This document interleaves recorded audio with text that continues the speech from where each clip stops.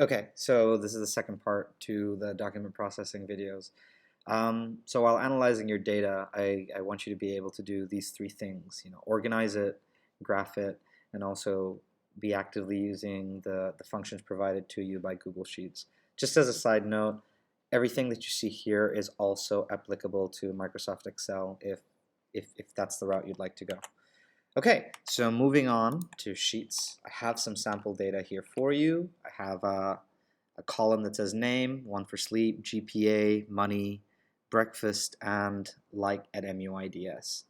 So the very first thing I want to talk about is organizing this data. So firstly, these are subheadings. They should be formatted in a way where they're differentiated from the rest of the data. So let's go ahead and do that. You have a choice here. You can do something with the font, the size. You can do something with the color if you'd like. I'm just going to keep it simple and just center it and make it bold. Now, to me personally, I just don't like the alignment here, so I'm just going to center it. But let's talk really quickly about the GPA column. So some of these are rounded up to 1 decimal place, and the others are rounded up to 0 decimal places. This is really important. If you have data like this, you want to make sure that it's rounded up to the most accurate value that your measuring device can calculate. So, for example, if you have a weighing scale that can calculate up to 0.01 kilograms, you want to make sure that this data is rounded up to 2 decimal places, right?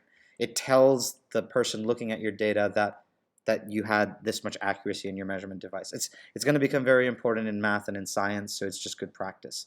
So for this column, we're just going to round it up to 2 decimal places by clicking this button right here and clicking it again. The only reason I have this money column here is because I want to show you that money can be formatted in a different way, and it is also that what we discussed at the GPA column is also relevant here. So money in almost every currency is always rounded up to 2 decimal places. So that's what I'm going to do here. I can just click on this button right here, which is the dollar sign. It will format it into money for me. Or if I selected this 1, 2, 3, I just wanted to show you all the different options you have of formatting. Some of the things that might be interesting to you is scientific, percentage number, or date, time, and currency. So in this case, since we're dealing with currency, select that, and you see it formats it in a very nice way. It is meaningful. It's not just pleasant to look at. Quick tip, the last part of data organization. If you are printing this or if you're taking this out of Excel, just be aware that the grid lines don't come as you see them. They're not printed. They're not taken into any other programs. So you can use this to add your own grid lines. The least you do, I recommend, is put grid lines around your heading columns and put grid lines around your table as a whole. Okay, so let me just show that to you again. Select the parts that you want to put grid lines around, click this grid line button, and then select the one that occurs that's most preferable to you. So there's no standard practice here. It's just up to you. Just remember that if you're taking it out of Sheets, grid lines don't show. That's why you want to do this. Okay, so going back to the PowerPoint really quickly, that's the first part done. Let's talk really quickly about pivot tables. So pivot tables let you organize your data using one of the columns as the pivot point. So for instance, the way that I have it organized right now, everything is just in random order. Even the names are not alphabetical. Now, if I wanted to change each of these around so they would be alphabetical, that would be a lot of work for me individually to do. So using a pivot table would be very helpful at this kind of a scenario. You just select all your data and click on this button that looks like a funnel. It will convert your data into a pivot table. And what you can do really quickly is just click on something like name, click sort A to Z, and now you have this in alphabetical order, and all the data remains intact with its specific row. You can do it with sleep. Now I know who has the least sleep and who has the largest sleep, the most sleep. You could do it with GPA.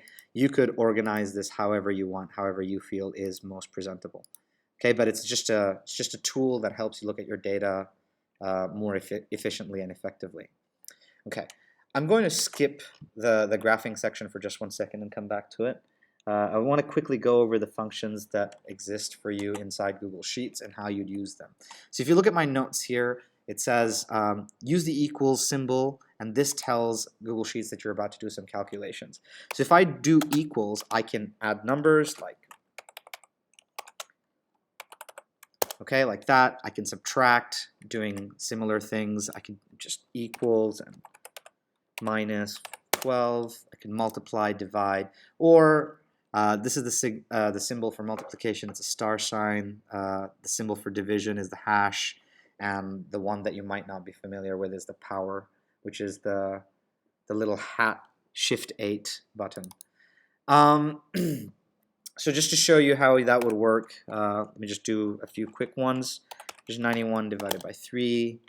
Here's a multiplication equals 3 times 12, and here's 1 for power, 4 to the power of 2.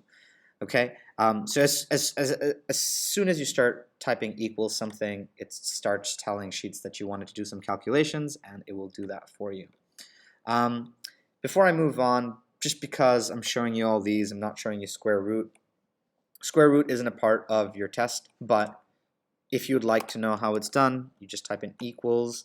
There's no button for it. You just type in SQRT, and inside the brackets, you can type the value that you want the square root for. So for example, 81, and as you can see, it calculates 9 for me. Okay, so that's about it for the number of functions that you can use. But let's talk a little bit about these functions here: total, average, minimum, maximum, and standard deviation. So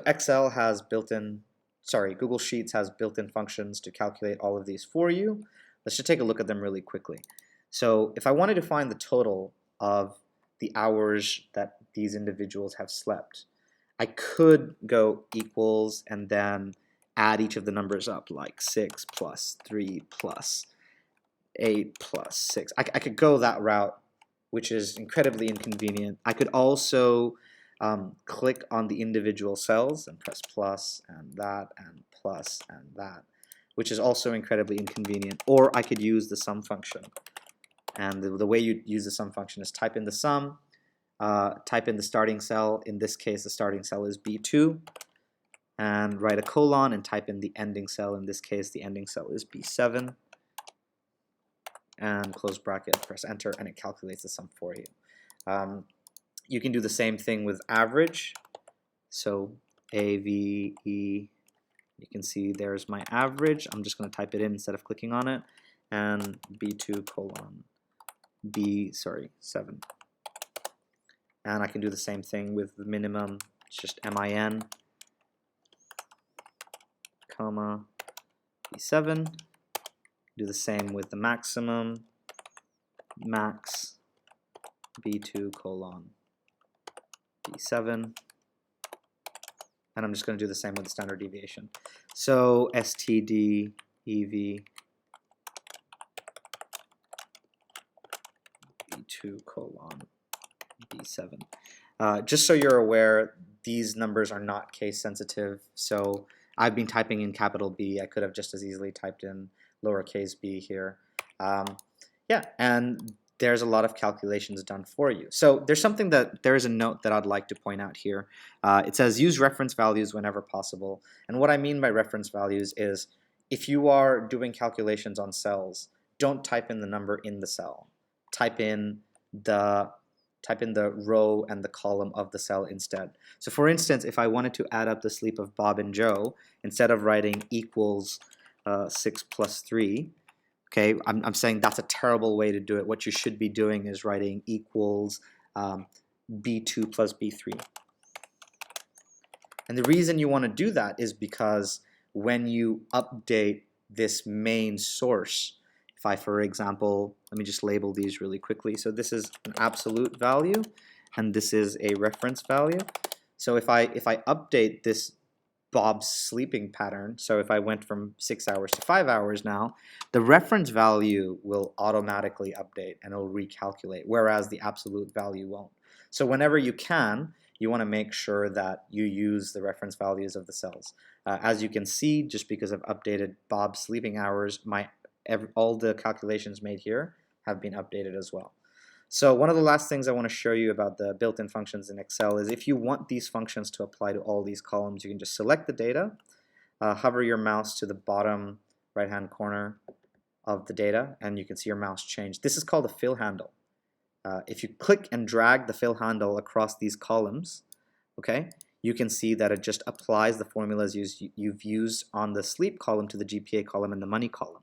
Obviously, these formulas can't be applied to the breakfast column or the like MUIDS column. And the reason for that is, well, these are obviously non-numerical values, and we're trying to run numerical analysis on non-numerical values. So I'm just going to get rid of all this, and I'm going to move on. So quickly, let's go back and take a look at this. So we've done everything here with organizing your data. We've done everything here with functions, Google Sheet functions. Let's talk a little bit about graphing. Okay, so the first thing that I want to talk about is pie charts. So pie charts are an excellent way to display distribution. Okay, so for example, if you had a Google Forms with multiple choice question on it, the way you display that answer, it would be a really good way to display those answers in a pie chart. So for instance, what do students in this class eat for breakfast? And they were given a choice between eggs and bacon. So if I wanted to show that distribution, I could display it in a pie chart. Let me just go ahead and show it to you really quickly. I'm going to select this one column, including the title. I'm going to go to Insert, and I'm going to go to Chart. And Google Sheets is really smart. It automatically gives me a pie chart because it knows that this is the best way to distribute that data, to display that data. So I'm just going to call this Sample Class Breakfast Choice. Okay, it's important that you give your charts titles because to someone who doesn't know exactly what you're doing, a chart without a title means nothing. Let's talk about the last point now. Scatter plots are excellent when you try to determine a relationship between two variables. And when I say determine a relationship between two variables, just please be aware that I mean numeric variables. So not like a numeric variable against a non-numeric variable wouldn't really give you a great graph. It would be really hard to graph something like that, and it wouldn't mean that much either. If you have a non-numeric variable and you want to plot it against a numeric variable, you should consider a bar chart, column chart, just not a scatter plot. And I'm not going to go over bar charts and column charts here because I feel like they're just too simple. Okay, so let's say I want to plot a correlation between the amount of sleep you get and the GPA you're achieving. I'm going to select both these columns. Note they're both numeric, so this is good. And I'm going to go to Insert, and I'm going to go to Chart. Now, Google Sheets thinks the best way to display this data is in a column chart. And this is not a bad thing to do at all, except I can't say, well, is there a correlation between sleep and GPA in this case?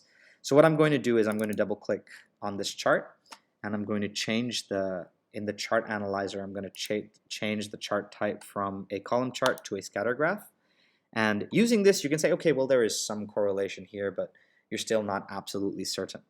Let's take a closer look at this graph. If somebody looked at this graph specifically, it would mean nothing to them, right?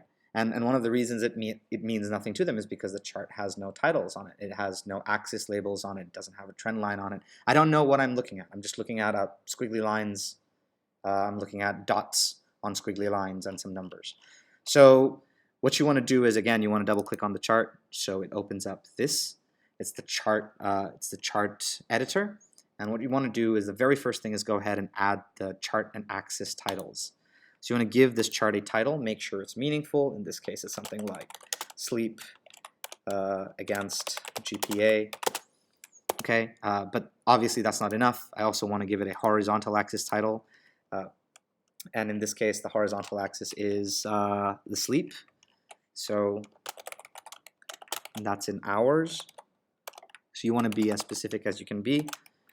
Can't spell. And you also want to do one for the vertical axis, which is GPA out of 4.0. Okay, and now when you look at this graph, at least you might still not know whether there's a correlation or not, but at least you know what you're looking at. So this is significantly better than what we started off with. The last thing I want to talk about is correlation. So if you go back to the chart editor and click out of this, click on your series, and scroll to the bottom. You see you have an option to add a trend line. You can add data labels and error bars if you'd like. I'm not going to go through that here. And you can add some labels. So I'm going to add two separate labels here. I'm going to add the equation, and I'm also going to show the r-squared value. Okay, so now I have a graph that shows a little bit more data. So it tells me what my series are. It's telling me that it's plotting my sleep against my GPA, and I see an equation for the graph, and I have an r-squared value. So let's have a quick conversation about the r-squared value here. R-squared stands for correlation. The closer this number is to 0 means there is no correlation between your data. The closer this number is to -1 means there's a very strong negative correlation. And the closer this number is to +1 means there's a very strong positive correlation. If the line is going up this way, it's positive. If the line is going on this way, it's negative. If the line is horizontal or vertical, that means there's no relationship, and this number should be very close to 0. This other thing that you have here that I'm not going to go through in a great amount of detail because you will in math is the equation of the line. So this is in the format y equals mx plus b. 0.307 is your gradient, or m at this point, and your constant is plus 1.43. Just want you to know that that's the format it's in, and again, you should be covering that line more in your math class. The last thing I want to talk about is when you have something like this, you should be able to make meaningful conclusions from it. And that's what I'm going to do down here. I'm just going to make some meaningful conclusions out of the data that I've plotted. So from the first graph, I can conclude with a great deal of confidence there is a 50% distribution between how much someone in this class enjoys bacon in comparison to X. Don't mind my spelling there. And for the second graph, I'm going to say sleep versus GPA shows a positive correlation, meaning the more you sleep, the higher your GPA, which makes sense because if you sleep more, you can think with an open mind. So that's a quick rundown on Google Sheets for you. So just as an overview, we talked about data consistency and presentation up here. Showed you how to use or how to do arithmetic and use some Google Sheets functions down here.